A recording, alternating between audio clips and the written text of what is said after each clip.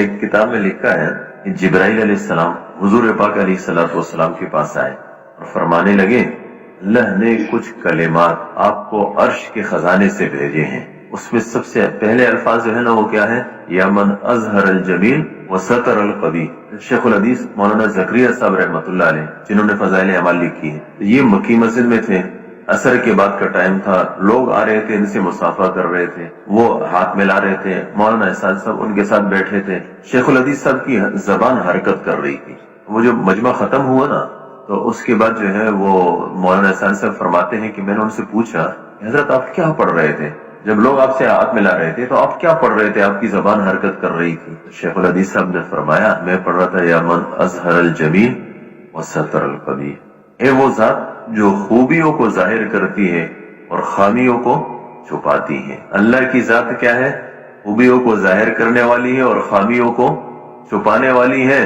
اللہ نے میری خوبیاں ظاہر کی ہے، میری خامیاں چھپائی ہے. سب میرے ساتھ ہاتھ ملا رہے ہیں، سب وہ کر رہے ہیں. اگر میری خامیاں لوگوں کے سامنے ظاہر ہو جائے تو پتہ نہیں کوئی مجھے قریب بھی چھوڑے کہ نہ چھوڑے.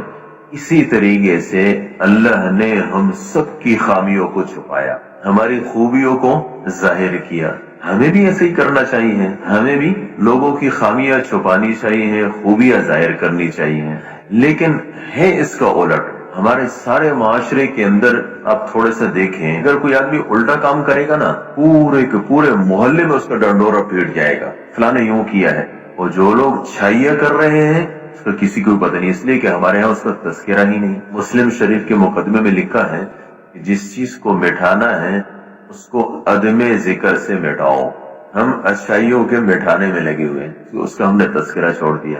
اور برائیوں کے پھیلانے میں لگے ہوئے ہیں، اس لیے کہ جس کو بولا جاتا ہے وہ چیز پھیلتی ہے. ہم برائیاں بول رہے ہیں تو برائیاں پھیل رہی ہیں.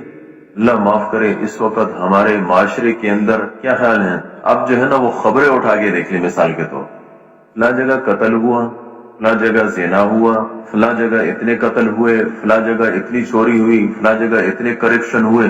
اس سے ہماری خبریں بھری ہوئی ہیں، اس سے ہمارا معاشرہ بھی بھرا ہوا ہے، اس سے ہمارا تذکرہ بھی بھرا ہوا ہے. باہر ملکوں میں ہمارے ملک کے بارے میں جو تذکرہ ہوتا ہے وہ برائی کا ہی ہوتا ہے، اس لیے کہ یہاں سے جانے والی ساری کی ساری خبریں برائی کی ہیں. ایسا نہیں ہے. کیا ہمارے معاشرے کے اندر ایسے لوگ نہیں ہیں جنہوں نے ملازمت کی اور ابتدا سے لے کر انتہا تک نہ انہوں نے کرپشن کی؟ ایسے لوگ ہیں جنہوں نے اپنی جانوں پر کھیلا، لوگوں کی زندگیاں بچائی. اس کا کوئی تذکرہ نہیں. جس نے اپنی ساری نوکری صحیح کی اس کا کوئی تذکرہ نہیں.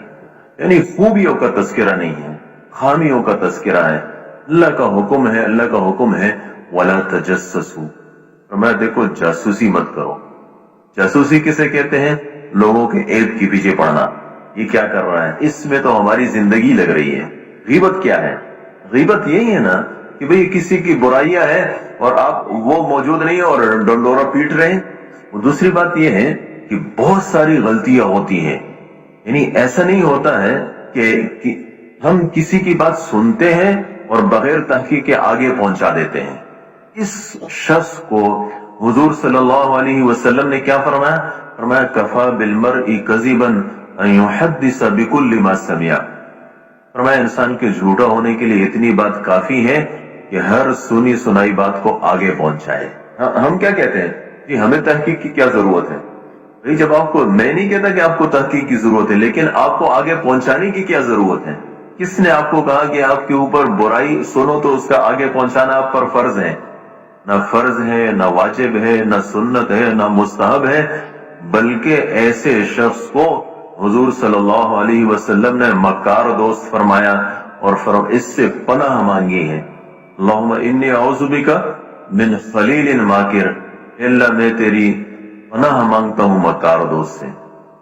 کون ہے مکار دوست؟ فرمایا ان رأى حسنة دفنها. اگر نیکی دیکھتا ہے تو چھپاتا ہے. وَإِن رَأَى سَيِّئَةً أَفْشَاهَا. اور اگر برائی دیکھتا ہے پھر اس کا ڈنڈورا پیٹتا ہے.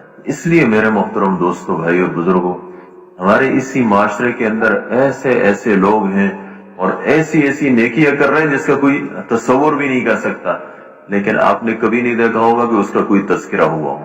ہم کیا کہتے ہیں؟ جی وہ اصل میں ریا ہو جائے گا، اس کے اندر ریا کا جذبہ آ جائے گا. بھئی ٹھیک ہے، اس کو تو نہیں بتانا چاہیے واقعتاً یہ ریا ہے، لیکن آپ کو کس نے کہا کہ آپ نہ کریں؟ اس کی دیکھا دیکھی کتنے لوگ اس پر آ جائیں گے.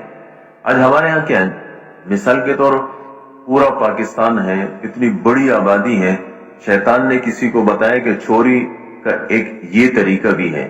ہمارے یہاں جو خبروں والے ہیں وہ اس خبر کو لے لیتے ہیں اور وہ پیٹتے ہیں. سارے پاکستان میں جتنے چور ہیں نا، ان سب کو پتہ چلتا ہے ایک چوری کا نیا طریقہ بھی نکلا، اس طریقے سے بھی کیا جا سکتا ہے. سارے برائیوں میں مبتلا. اگر ہم خوبیاں پھیلائیں گے، اگر ہم خوبیوں کا تذکرہ کریں گے تو پھر اس کے بعد خوبیاں پھیلے گی، ہمارا معاشرہ بنے گا. آج تو ہمارے معاشرے کے اندر سب دوسری چیزیں چل رہی ہے. اس لیے میرے محترم دوستو، اپنے مزاج کو بدلنا ہے. صحابہ اکرام کا کیا مزاج تھا؟ خوبیاں پھیلاتے تھے. حدیث افک ہے بہتان، تو اس میں ایک شخص وہ تھا جس نے بہتان باندھا تھا.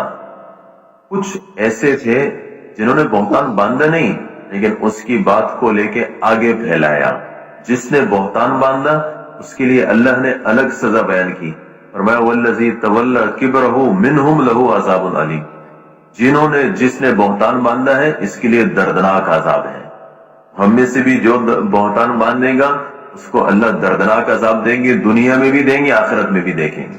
کچھ لوگ ایسے تھے جس نے بہتان نہیں باندھا، لیکن جس نے بہتان باندھا تھا اس کی بات لے کے آگے پھیلائی. اس کو اللہ نے فرمایا لِكُلِّ امْرِئٍ مِّنْهُمْ مَا اكْتَسَبَ مِنَ الْإِثْمِ.